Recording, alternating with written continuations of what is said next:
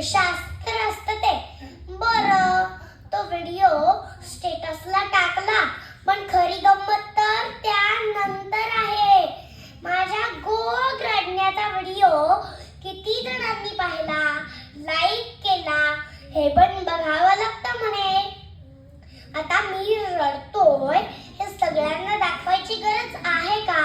मी चालायला लागलो त्याचं स्टेटस, माझ्या खाण्याचा स्टेटस, माझ्या उठण्याचा, माझ्या बसण्याचा, माझ्या पट्टीचा. नाही नाही नाही, देवाची कृपा आहे माझ्यावर.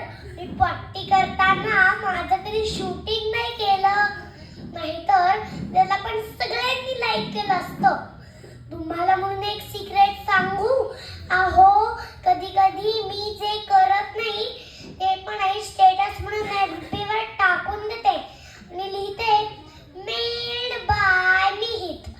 एकदा तिने माझा कलरिंग करतानाचा व्हिडिओ पण स्टेटसला टाकला आणि खूप लोकांचे कमेंट्स यायला लागले. व्हेरी गुड, वाव, असं असं. आणि हे सगळं बघण्यात तिचा पूर्ण दिवस निघून गेला.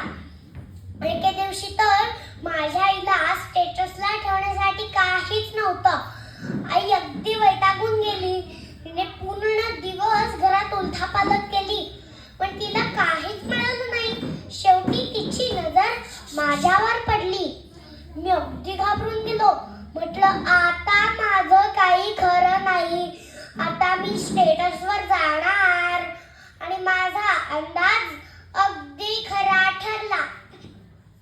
माझ्या आईने भली मोठी नाट्यछटा लिहिली आणि म्हणाली ही नाट्यछटा 2 दिवसात पाठ करून म्हणायची आहे. नाट्यछट्याची स्पर्धा आहे. अमुक पुढे काय झालं म्हणून काय विचारता? काय झालं ते तुम्ही बघतच आहात.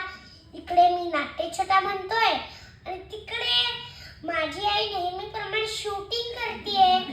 तर हा माझा नाट्यछटेचा व्हिडिओ स्टेटसवर येईल, तर तो तुम्ही सगळे नक्की बघा आणि त्यावर खूप साऱ्या कमेंट्स करा. म्हणजे माझी आई खूप दिवस माझ्याकडे बघणार नाही आणि तिचं मन शांत होईल. धन्यवाद.